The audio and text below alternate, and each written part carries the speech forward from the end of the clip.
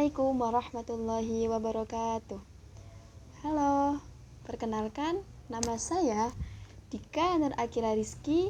Saya dari kelas 6 PAIA dengan NIM 22411402248. Di sini saya akan menjelaskan teks qiraah yang berjudul Babushtiqaqi ismit tarikhi wa usulihi wa sababihi wa dzikril fa'idati da'iyati ilal irti'ana'i bihi, yang artinya yaitu bab tentang etimologi nama tarikh, asal usulnya, dan juga alasan-alasan yang mendorong untuk memperhatikannya.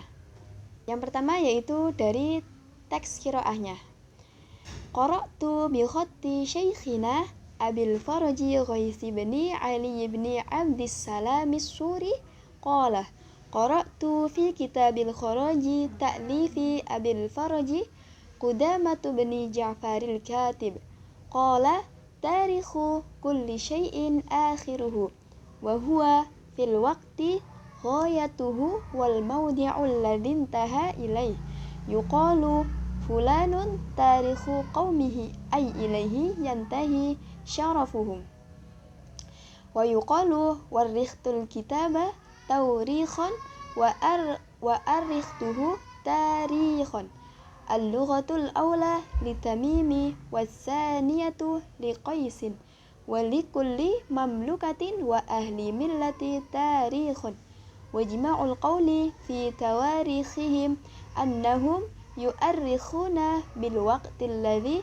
takhdatsu fihi hawaditsu masyhurati amma. Bab ini yaitu membahas tentang asal-usul kata tarikh yang dalam bahasa Arab berarti sejarah atau penanggalan, serta alasan dan manfaat penggunaannya. Penulis mengutip guru mereka Abu Al-Faraj Ghaisi bin Ali yang membaca dalam kitab Al-Kharaj karya Abu Al-Faraj Qudaimah bin Ja'far. Dalam kitab itu dijelaskan bahwa tarikh secara bahasa berarti akhir dari sesuatu. Jika dikaitkan dengan waktu, artinya adalah batas waktu atau titik tertentu dalam waktu yang dicapai. Dalam istilah sosial, jika seseorang disebut sebagai tarikh kaumnya, artinya kehormatan atau sejarah kaumnya itu berakhir pada orang itu, yaitu dia yang paling menonjol atau terakhir dalam kejayaan mereka. Dalam penulisan, kata tarikh bisa ditulis dengan dua bentuk, yaitu taurikh dan ta'rikh. Taurikh adalah bentuk yang digunakan oleh suku Tamim, dan ta'rikh yaitu bentuk yang digunakan oleh suku Qais. Ini menunjukkan adanya perbedaan dialek dalam berbahasa Arab. Selanjutnya dijelaskan bahwa setiap kerajaan atau umat memiliki tarikh atau sejarah sendiri. Biasanya tarikh itu dibuat dengan mengacu pada peristiwa penting, misalnya peperangan, kelahiran, dan juga tokoh besar atau berdirinya kerajaan. Jadi kesimpulannya, kata tarikh berhubungan dengan waktu dan juga peristiwa penting. Mengetahui tarikh membantu kita ini untuk memahami kapan sesuatu terjadi dan juga mengapa hal itu penting dalam sejarah suatu bangsa atau kelompok.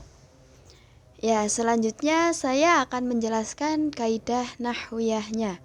Yang pertama yaitu dari Babushtiqaqi ismit tarikhi wa usulihi wa sababihi wa dzikril fa'idati da'iyati ilal i'ti'ana'i bihi. Ya, yang pertama yaitu kata babun merupakan dia menjadi mubtada dan juga isim atau isim marfu', dan juga babun ini menjadi mudhof. Dan ishtiqaqi ini merupakan mudhof ilaih. Terus yang selanjutnya yaitu seluruh rangkaian setelahnya yaitu ismit tarikhi wa usuli wa sabibi sampai seterusnya merupakan athof atau kata sambung yang statusnya itu menjadi majrur mengikuti kata ishtiqaqi. Dan dzikrul faidati ini menjadi idhofah. Dzikru itu mudhof, al faidati itu menjadi mudhof ilaihnya. Dan ad-da'iyati ilal i'tina'i bihi itu merupakan sifat untuk al-faidah. Dan ad-da'iyati ini merupakan isim fa'il, dan ilal i'tina'i ini merupakan jar majrur, yaitu menunjukkan tujuan. Dan bihi merupakan huruf jar dan juga dhamir yang kembali kepada kata tarikh. Terus dari kalimat qara'tu bi khatti syaikhina Abil Faraji. Nah, qara'tu ini menjadi fi'il madhi dan juga dhamir fa'il. Dan bi khatti, di dalam bi khatti ini bi itu merupakan huruf jar majrur, dan khatti ini menjadi majrurnya. Dan syaikhina merupakan mudhof ilaih dari bi khatti, dan na dhamir mutasil sebagai mudhof ilaihnya. Abil Faraji merupakan badal atau sifat dari syaikhina dalam posisi majrur karena mengikuti kata bi khatti. Dan pada kalimat qala qara'tu fi kitabil kharaji, qala merupakan fi'il madhi, dan qara'tu itu jumlah fi'liyah sebagai maf'ul qaul, dan fi kitabil kharaji merupakan jar majrur, dan ta'lifu Abil Faraji idhofah sebagai bayan atau sifat untuk dari kitab. Dan pada kalimat tarikhu kulli syai'in akhiruhu, tarikhun menjadi mubtada dan juga mudhof, dan kulli syai'in itu menjadi mudhof ilaihnya, dan akhiruhu merupakan khobar mubtada dengan hu itu kembali kepada kulli syai'in.